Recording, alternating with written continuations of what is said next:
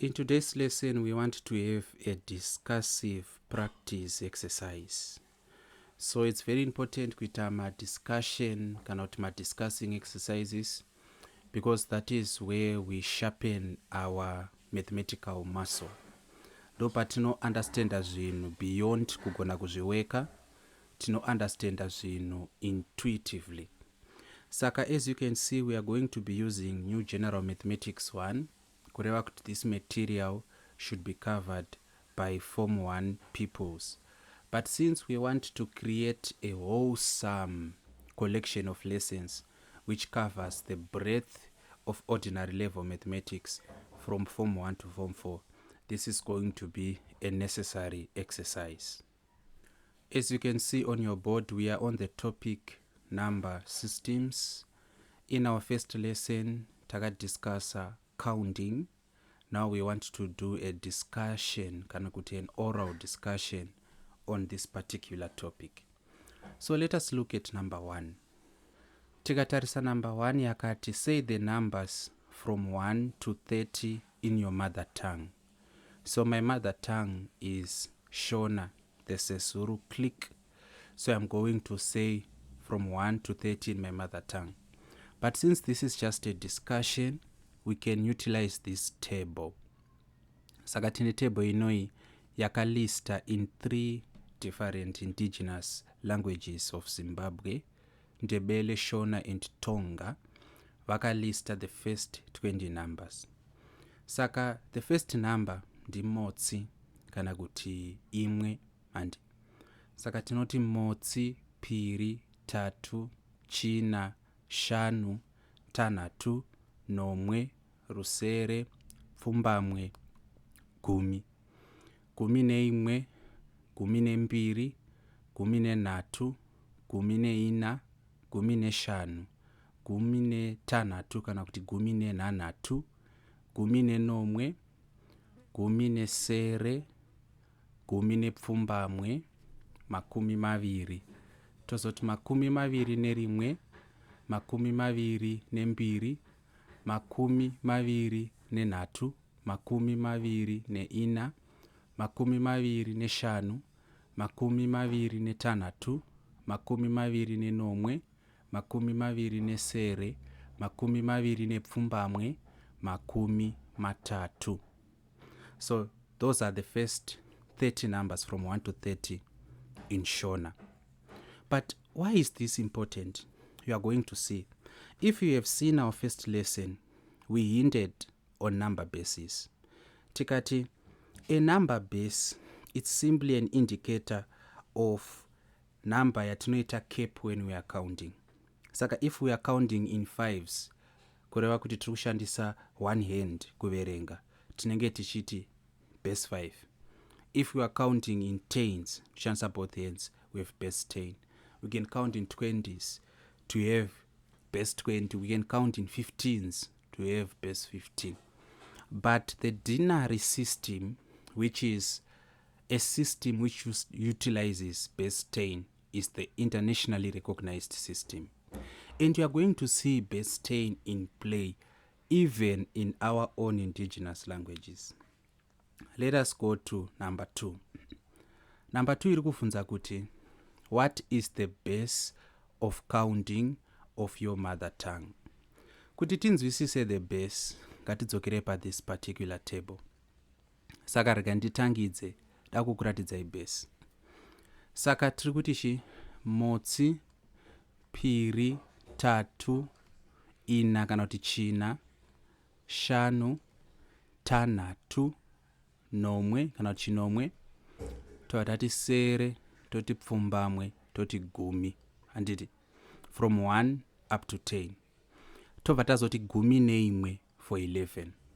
Samuri kuzviona here kuti patiri kuverenga motsi, piri, tatu tichienda kusvikira pagumi. Patosvika pagumi, tinobva tatora gumi yatava nayo, tobva tatanga kuisa manamba pamusoro. Saka chiti gumi neimwe, gumi nembiri, gumi nenhatu, gumi neina. Saka gumi iri kuita cap maverengero edu. Tikasvika pana 10, tikubva tadzokorodza. Tinotora 10 yatava nayo, totanga kuisa manamba pamusoro payo. tikasvika pamakumi maviri, which is 20, toita kuti makumi maviri neimwe, mukuzviona. Saka tikutora 2 ma10 atava nayo, then we start counting pamusoro tichiwedzera manamba. Saka izvi zvinotiudza kuti even in Shona, the base we use panapa is base 10. Even in Shona. And that is very, very important. Okay. Number 3. There are many languages in Zimbabwe. Find the basis of counting in as many languages as you can. So this is more like a research question. We cannot do it now. Saka munotsvaga ma languages ari muZimbabwe. We have Shona. Iyo Shona yacho itori nemipanda. Vamwe vanoidana vachiti chikanda maseko. Kana vachiti chikanda maseko, vanenge vachiti pana ka panapa pane karanga. Pana nda pane ndau. Pana ma pana manyika. Pana ze pana zezuru. Pana ko pana kore kore. Murikuona. Saka aya mavariants eShona. Saka Shona kazhinji kacho ichinzi chikanda maseko. So you can look at karanga, ndau, manyika, zezuru, kore kore. You can look at ndebele. We have other languages muZimbabwe munomu amunogona kutarisa in your research. So you do your research and you tell me your findings in the comments. So munenge mawana during this research of yours, munogona kutiudza kuti chimbori chi muma comments. Vabva vati table 1.1 gives the words for the numbers 1 to 20 in Ndebele, Shona, Tonga languages. Use table 1.1 to answer questions 4 to 8. Tikaenda pa number 5 pakati, look at the Shona numbers. Saka we already know them. There's no need to look. What do the words for 2, 12, 20 have in common? Saka 2 ichi mbiri andika ko 12 igumi nembiri ko 20 makumi maviri. Saka turikuona kuti tina mbiri for 2 nembiri for 12 maviri for 20. Saka 2 iri kuratidza kuti is the root of the word 12 and also the number 20. 2 is the root of the number 12 and also the number 20. Let us discuss B. Each of the words for the numbers 11 to 19 begins gumine. What does this mean in English? It means 10 plus. Gumine imwe 10 plus 1. Gumine mbiri 10 plus 2. Gumine shanu 10 plus 5. Gumi makumi maviri 10 plus 10. So in English it means 10 plus. And C. What does the word for 20 mean? It actually means 10 plus 10. Makumi maviri. You can say it means 2 times 10. Makumi maviri. And I think 2 times 10 makes more sense than saying 10 plus 10. 10 plus 10 would have been gumi ne gumi. Because in ne, andika, the word in ne, which is also a probability theory. Take a translator ne to English, dairi end. And ne means end. And end, in some branches of math, it represents plus. Saka kuti gumi ne, that's 10 plus. As makumi maviri, that's 2 times 10. Do you get what I mean? I hope so. What base of counting is the Shona language in? We answered this already. It's in base 10. I would challenge you kuti muite research on any language with the base less than or more than 10. This will be fascinating. In Antozivo, any language in a number system, in a base which is less than or more than 10, cannot a base which is not 10. I don't know. Look at the Tonga numbers. How is the word for 7 made from those for 2 and 5? What do the words for 3, 8, 13, 18 have in common? Translate the words for 9, 14, 19 into English. What does the word for 20 mean? What base of counting is the Tonga language in? I think I found some way of helping us. Saka tichaita number 6, I think tichadzokera kune that part yendebele. Then we prompt ChatGPT kuti tilistire manamba acho. I don't know how accurate it is, but we are going to try to use that so that we complete our discussion. Saka, look at the Tonga numbers. These are the Tonga numbers we are going to be working with from 1 to 20. Shova zvanzi. How is the word for 7 made from those of 2 and 5? Saka 2 iri kuti chi ibili, 5 iri kuti isanu, but 7 iri kuti isambombili. Saka tikona kuti mbo inoi ndo yaka connecta isa, andika, which is part of 5, na bili, which is 2. So tikuona kuti from 5 tatora isa, andika, from 5 tatora isa, ndokubva tawedzera kambo like this. Then from 2 tatora bili, saka isambo mbili, that's 7. It's fascinating. So it seems as if it's just 2 plus, actually I think it's more like 5 plus 2 is equals to 7. That's how we get isambo mbili from 2 plus 5. Saka the Tonga language yakato edda, literally that's how I see it. If you see it otherwise, you can tell us in the comments. What do the words for 3, 8, 13, 18 have in common? Saka 3 yakatishi isatu, tuenda pa 8 isambo satu, tuenda pa 13 ikumi na isatu, tuenda pa 18 ikumi na isambo satu. Saka we have satu in all these words, but satu yacho iri kubva pana 3. Murikuona? Saka 8 isambo satu. Andika? What do we add to 3 to get 8? We add 5. 5 isa. Saka it's more like vati 5 times 3 to get 8. So it's more like vati 5 plus 3 to get 8. Isambo satu. Can we do the same for 13? 13 iri more straightforward. Ikumi na isatu. Saka this language uses base 10. Because patiri kusvika pa 10 tikubva tatanga kuwedzera a number pamusoro pa ikumi. Ikumi, which is representing 10. Tikaenda pa 18 ikumi na isambo satu. Murikuona? It's literal 10 plus na plus 8 isambo satu.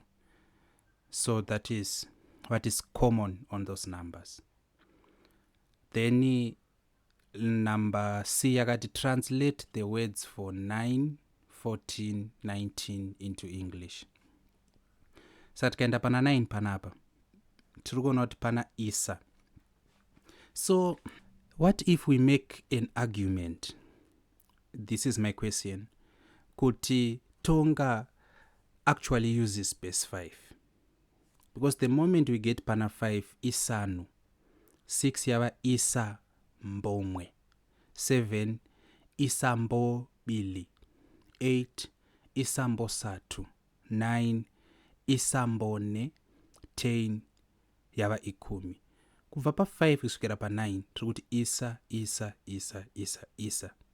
So kuti 9 unoyu, since 9 iri 5 plus 4, tikaenda pana 9 isa, then mbo inoita senge ndo inobatanidza iyi, mbo. Saka mbo I think it represents a plus, then ine, that's 4. Saka isambone, it's just 5 plus 4. Murikuzvona? 5 plus 4. Isa, then mbo ndiyo plus 4 ne. 14, ikumi na ine, iyo it's literal, it's 10 plus 4. And 19, ikumi na isambone. To get 10 plus 9. Saka Tonga language inotoeda. It's beautiful. Inotoeda. What does the word for 20 mean?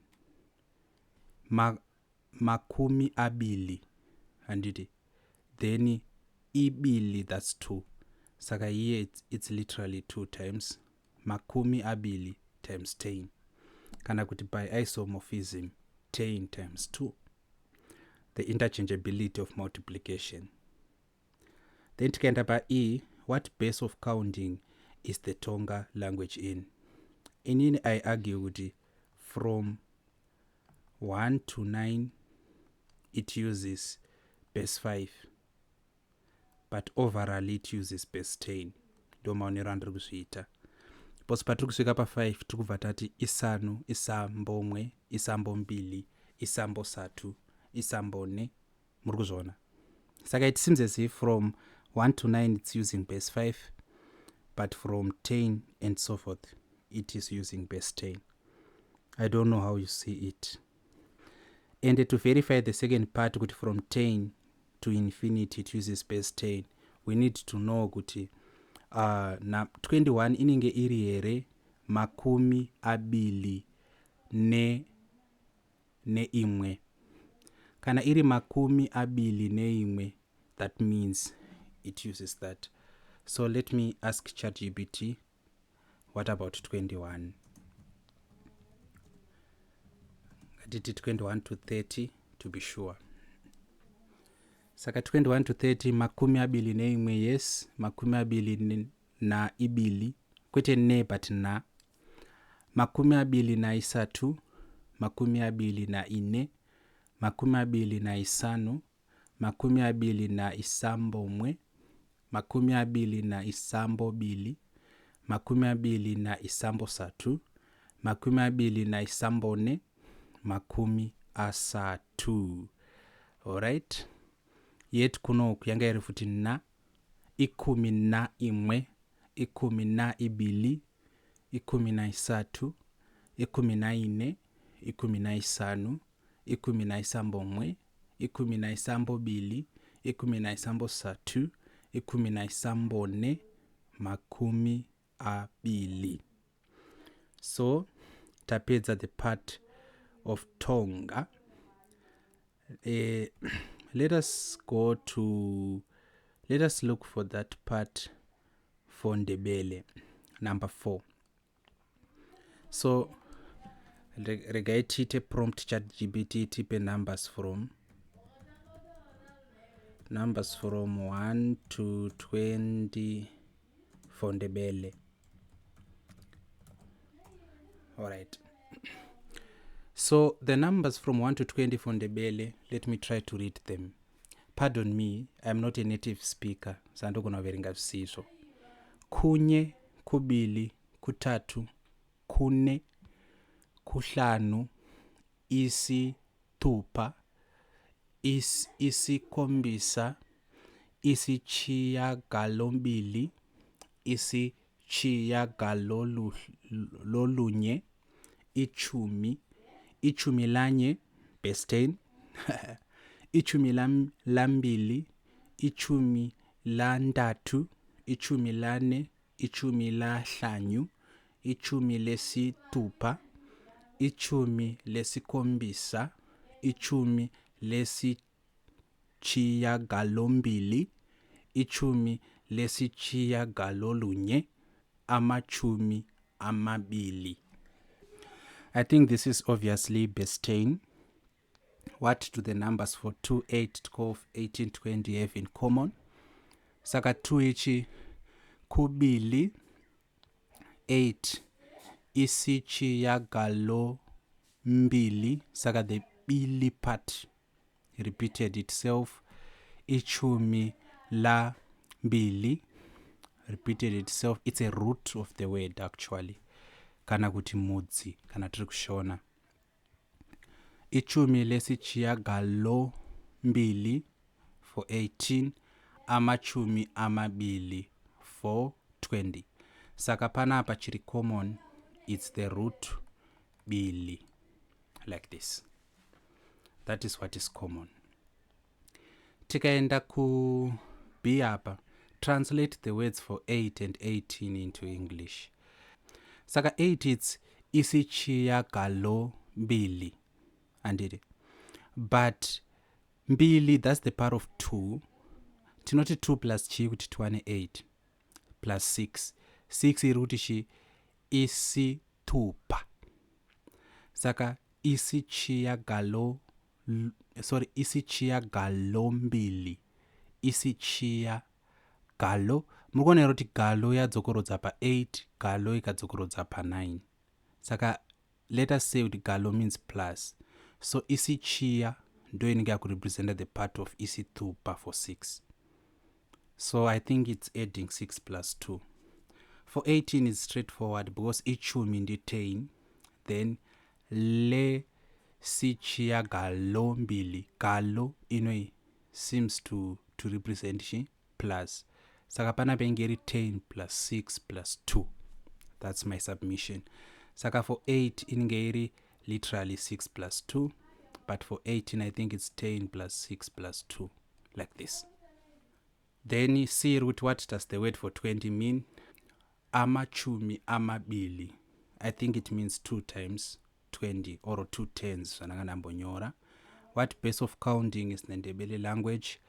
I hope you agree with me. Kanachiti it's base 10 because patruksikapa 10 ichumi. We are now adding on to that ichumi lanye, ichumi lambili, ichumi la tatu, ichumi lane, ichumi la hlanyu, ichumi lesitupa, ichumi lesikhombisa, ichumi lesishiyagalombili, ichumi lesishiyagalolunye, amachumi amabili. Okay. Saka we are back to business. And number 7, do the 3 languages have anything in common? I think they are all in base 10. Except for Tonga and Aona Senge. Inombeta Senge no Tanga iri base 5, yozoenda ku base 10. Number 8, in which language is the structure of the words of the numbers closest to that of English?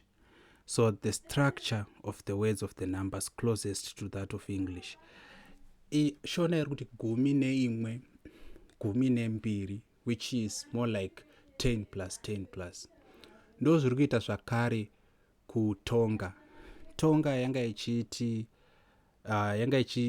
indicator kuti it's 10 plus something. But Ndebele nekakunzvenga izvozvo. Because English inoti 10, 11, 12. It's not like English yaiti 10 and 1, 10 and 2, 10 and 3. Inoti tikasvika pa 10 yochinja yotanga kuti 11, 12, 13, 14, 15, 16. Ichi retainer the, I think it's more like a suffix 10, like patin do parikubuda the suffix 10. So I think panapa the answer is Ndebele. Ndebele, it's not like as literal as it is for Shona and Tonga. Shona intoti gumi nerimwe, gumi nembiri, gumi netatu. Then Tonga ndakangana kuti inodanwa sei, but ndo zvainenge chiita. Ndebele yakati siyana zvishoma. In English, the word score means 20. If a man reaches the age of 70, how old is he? Saka kana the word score ichireva kuti 20. Parikunzi, if a man reaches the age of 70, 3 ingeri 3 times 20.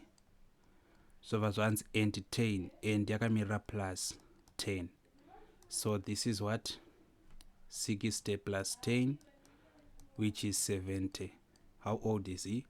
He is 70. And this counting mnewana mBhayibheri, especially in the King James Version and earlier kana kuti more older versions of scripture, where they will be saying 3 score, 4 score, 5 score, etc. Why is the base 10 the most common? Is it by international agreement? Like physics kwatinodzidza about the standard international unit. You are going to do it soon in your science. Just people agreed upon it. Is it because of international agreement. I think it's a reason. I also think it's because of convenience. Nepamusana pekuti 10 is the first 2 double digit number. Saka 1 to 9 they are single digit numbers. Patusvika pa 10 tane 2 digits. Saka if we make that like the standard, tosvika pa 10 then we tunobva tadi tatangidza kuverenga. I can also argue for historical reasons. Kuti historically people read using two hands. Vanhu kudhara vaiverenga shandisa 2 hands. Hence 10 stuck. I can also talk about now yekuti first double digit number. So I think you can think of many reasons why base 10 is common, why base 10 is more convenient. So this was our discussion. We were discussing and hopefully we were learning. I think taona kuti nemhaka yei, because handisi kuda kungoita munhu anongokuudzai kuti base 10 is the internationally recognized base, ndo yatinoshandisa. Zvisingameki sense mumusoro menyu kuti zvinomborevei kana tichiti tinoshandisa base 10. So by the moment yatichaita manumber bases, matova a wonderful foundation on it. Makutonzwisisa kuti even your own language is mathematical in the sense it has a denary number system, kana kuti a base 10 number system. If you have any questions you want to proffer to me directly, if you want to join us in our school through extra lessons and tutorship, you can WhatsApp us on this number, +263 because it's a Zimbabwean number, then the number in SUS. If you're in Zimbabwe, it's just 071-521-3310. Thank you and take care.